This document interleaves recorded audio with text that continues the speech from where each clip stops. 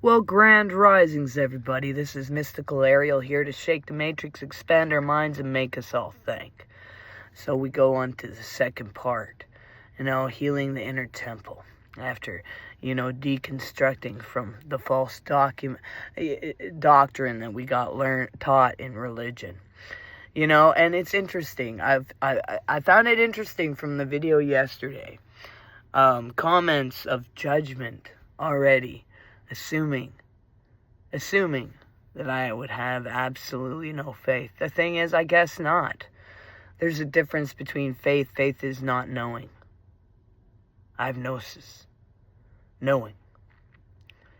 So no, I don't have faith. I don't have belief, because that is something that you have and something you don't know exists. What I know, I know. I stand in solid ground. But to say that I have something that I don't gaze into the mirror at,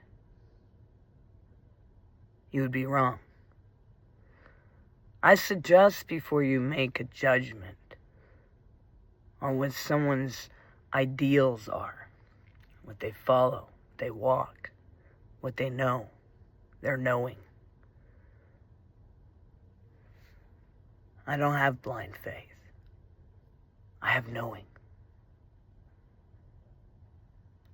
I have the face-to-face relationship. The tangible hands-on. I'm not wondering. I'm not questioning. I'm not searching or seeking. I have knowing. So welcome back. And if you were with the part one, we went straight into the deep end. We talked about how the real Yeshua, the living presence of pure love, unity, and compassion, was replaced by a man-made religion. Character called Jesus, used to build a false temple in the human mind, a temple made of fear, shame, control, and edited scriptures. We exposed how the false image has been used to justify war, colonization, abuse, and the control of human consciousness. But this morning is different. This morning is not about, what happened to religion out there. It's about healing what lives in here. In your body. In your nervous system. In your stories, in your relationships. And this morning is part 2. Healing the inner temple, deprogramming the shadow matrix, learning to walk moment by moment in Yeshua consciousness.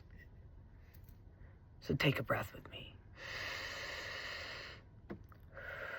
And hand on your heart. And say, I'm safe enough to hear the truth. And I'm safe enough to heal.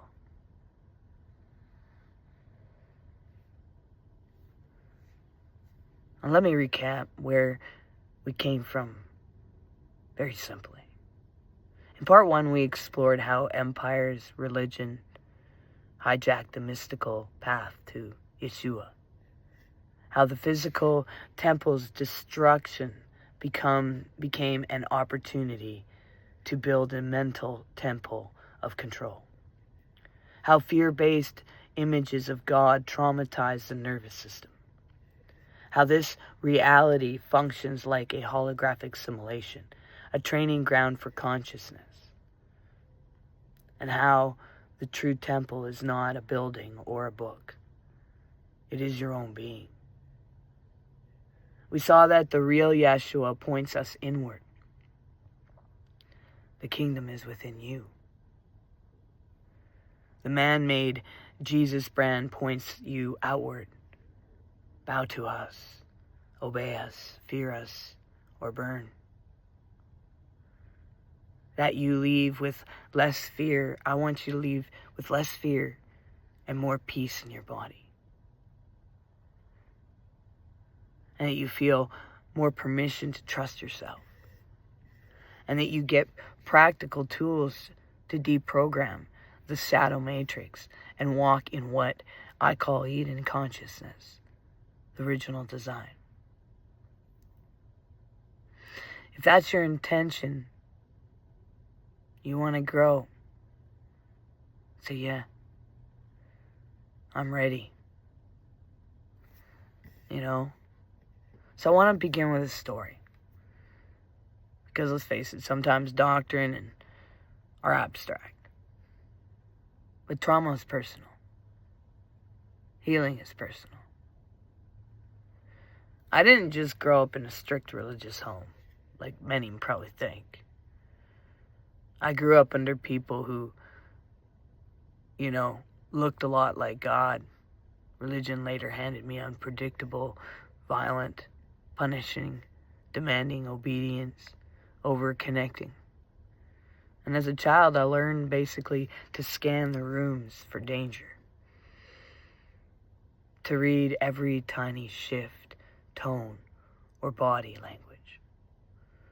To anticipate the next explosion. I learned survival, not safety. It was like being in a war. And then religion came in and said, God is like a father. He's watching you all the time. He's holy, but you're dirty.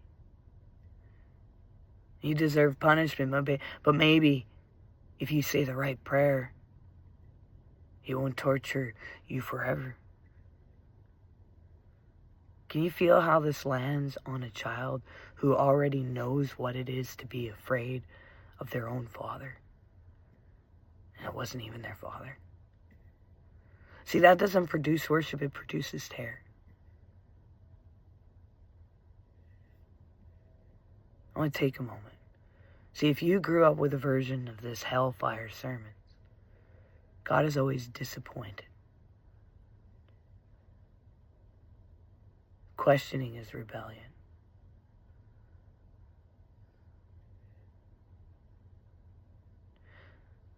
Just quietly acknowledge that younger version of you. That little one sitting in a church, or at home, or in bed at night, terrified of hell and rapture and judgment. That child didn't need more fear. That child needed safety, needed love, needed someone to say, you're okay. You're not a mistake.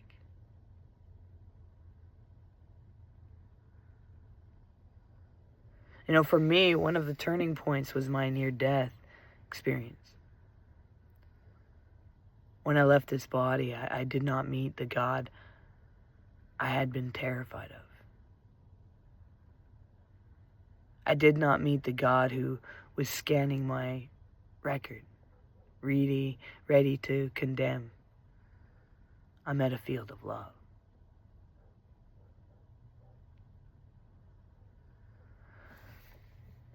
Love so complete, it dissolves all fear. Love that did not demand an apology first. Love that did not ask for proof of belief. There was no sinner's prayer in that space. There was just a knowing.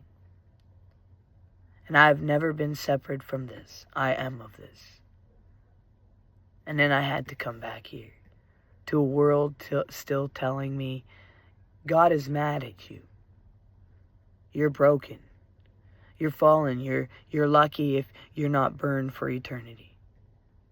So I had a choice. Stay loyal to the system or stay loyal to what I knew in my soul. And many of you have had your own, versions.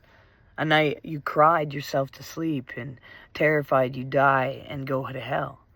A moment you realized you were queer or different and thought, God must hate me. A time you saw church leaders abuse power and thought, if this is God's people, what does that say about God? And if that's you, you're not crazy. You are not faithless. You are waking up. In the comments, if you feel safe, you can write, I felt safe during this. Or just Don't have to say anything. But you're not alone. So let's talk about how this shadow matrix hides inside everyday life. Because it's not just in sermons and theology. It shows in our relationships, our families, our communities. A control disguised as love. How many of you were told, I'm doing this because I love you. And because God wants this. And this meant controlling how you dress. Controlling how you talk to someone. Controlling what you believe. Pushing you, punishing you for your own good. Churches do this.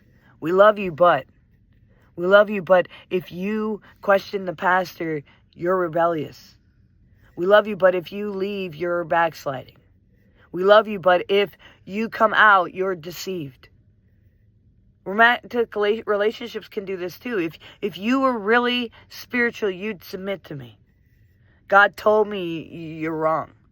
Spiritual gaslighting dressed up as holiness. Let's be very clear. Love without freedom is not love, it is control. And healthy divine love might say hard truths, but it does not manipulate, threaten, or punish it to stay in power. Shame as a control tool. Think about how shame was used. You felt natural attraction or desire, you're dirty. You felt anger about injustice, you're rebellious. You doubted a doctrine, you lack faith. You were exhausted, you're lazy. You were not serving enough, so you learned. I am wrong, my body is wrong. My feelings are wrong. My questions are wrong. That creates a loop. I'm bad. I need the system to fix me. The system tells me I'm bad, repeat. And the system thrives on that. Because a person who loves themselves and trusts their inner voice is hard to control. That's why. See, the good Christian mask. Let me talk about that, the mask. Some of you have mastered the role of good Christian, or whatever the traditional wants to call it. But you knew exactly when to raise your hands. You knew the right phrases. I'm blessed. God is good. You volunteered. You served. You performed. You made sure they saw you worship your heart out. But inside, you were just falling apart. You were questioning everything. You were burnt out, depressed, anxious, maybe even suicidal. Yet every time someone asked, how are you? The mask said, I'm good. Praise God. The shadow matrix rewards the mask and punishes authenticity. Yeshua consciousness does the opposite.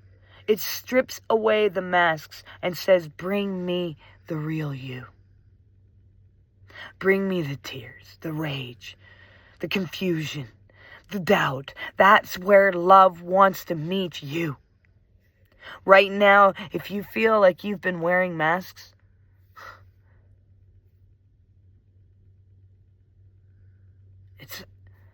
just take a breath with me and acknowledge it to yourself. You don't have to rip it off right now and all at once, but you can start admitting to yourself that they exist. And now we go into practical, because knowing the problem isn't enough. We need ways to rewire. Naming the programs. Awareness. The shadow matrix thrives in the dark. It hates being named.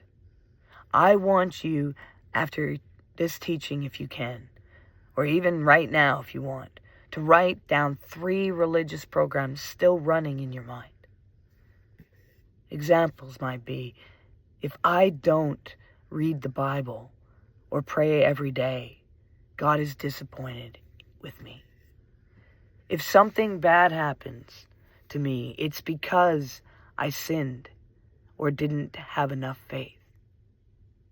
See, questioning leaders equals questioning God.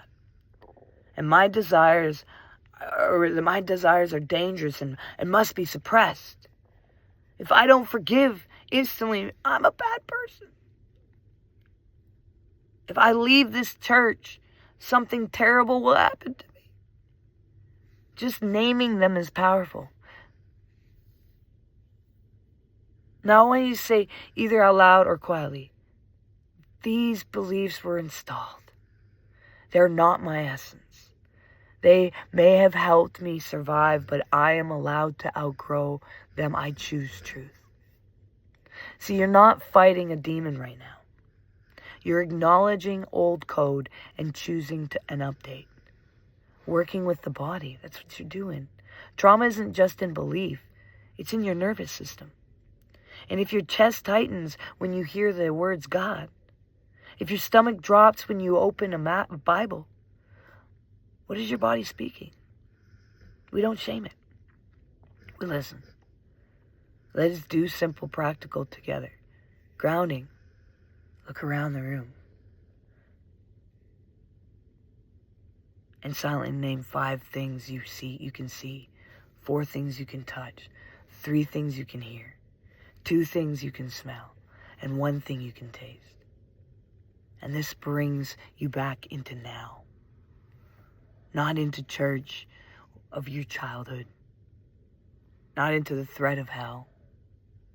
But into the moment where you actually are safe. So breathe with me.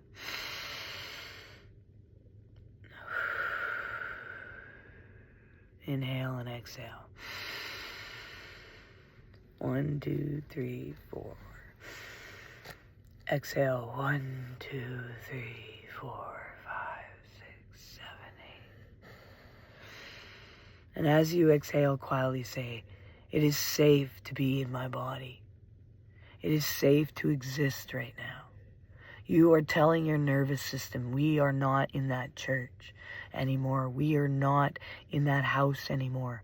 We are here and we are safe. So place a hand on your heart and speak to the younger you. I see you. You did nothing wrong. You were just a child trying to survive. You're safe now. I will not abandon you for religion.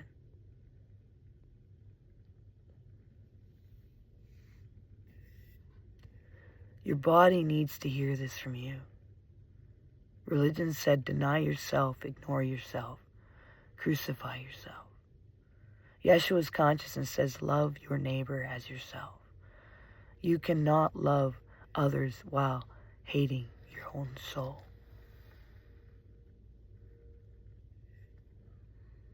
Reclaiming your inner no and yes.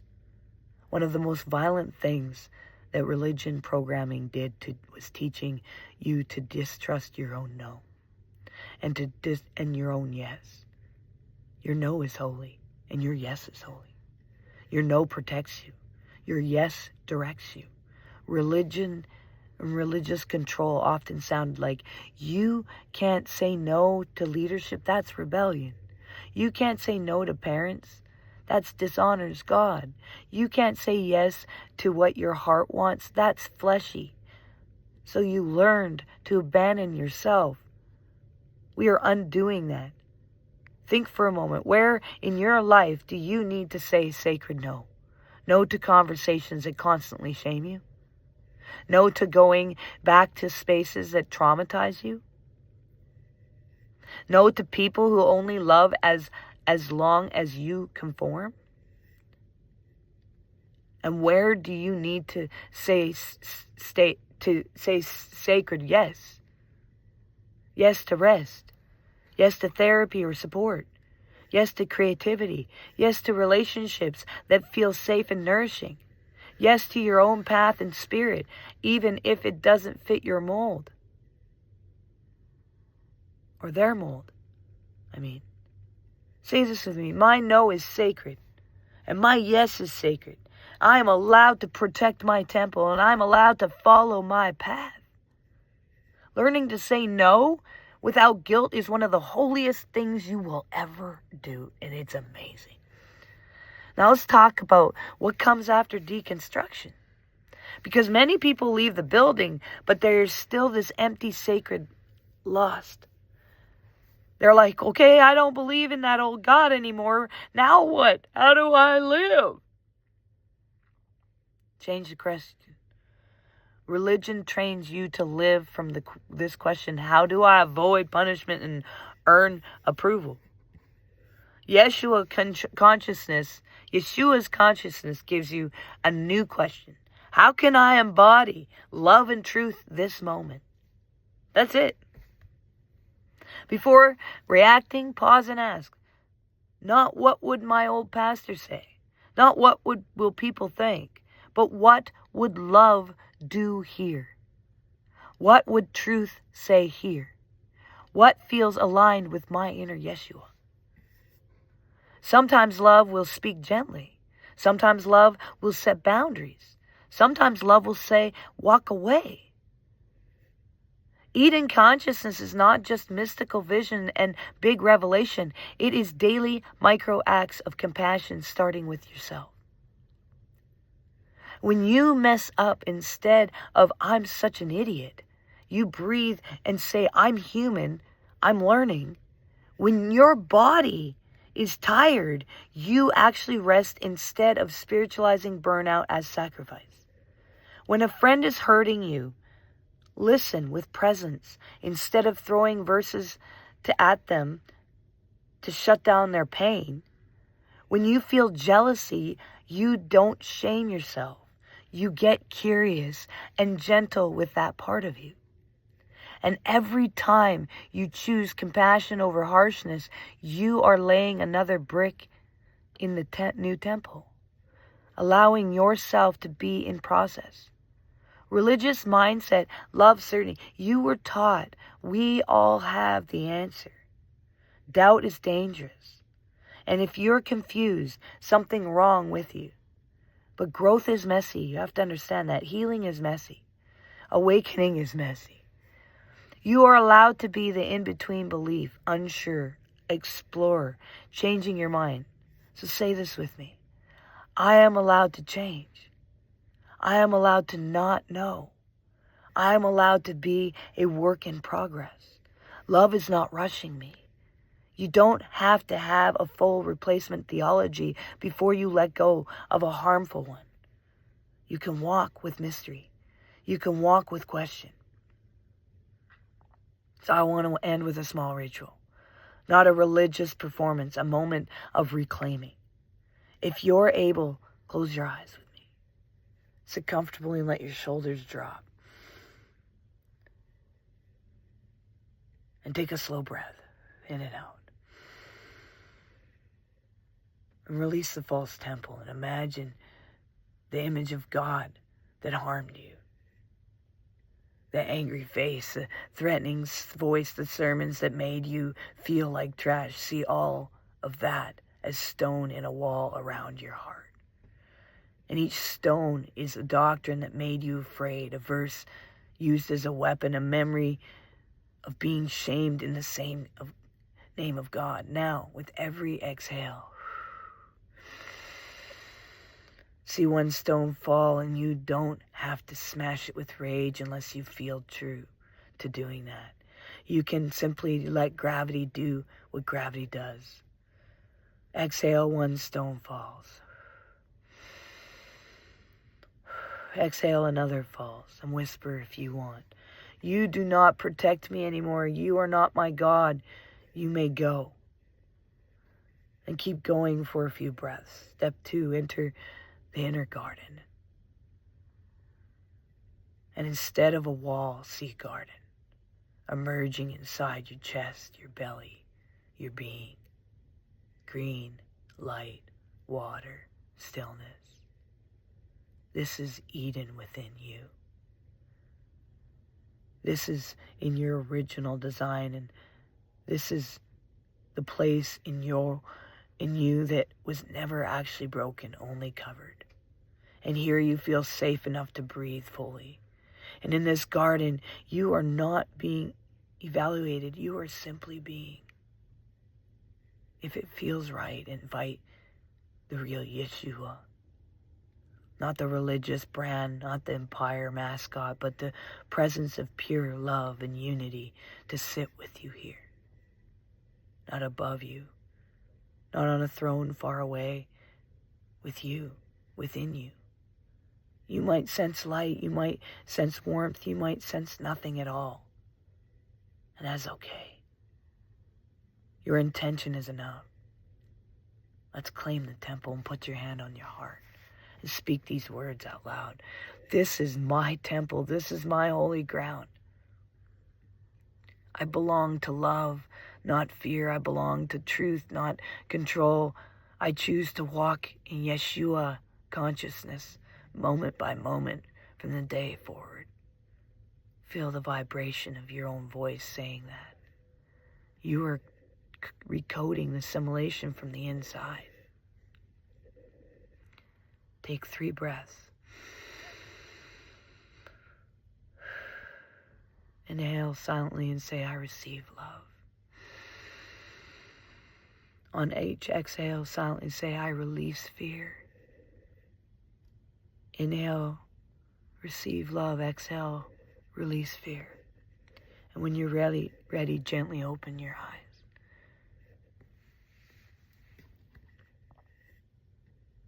The part 1 was about exposing the false temple and the man-made Jesus. And this was a part about being the beginning to heal the inner temple, deprogramming the shadow matrix and taking your power back. This is not a one-night process, a one-morning process. This is a journey. You are not behind. You are not late. You are exactly where you are meant to be, on your path. You are not losing God. You are shedding distortion. You are not betraying Yeshua. You are meeting him as he really is. You are not walking away from the temple. You are discovering that you are the temple. You are not here to be a slave to fear.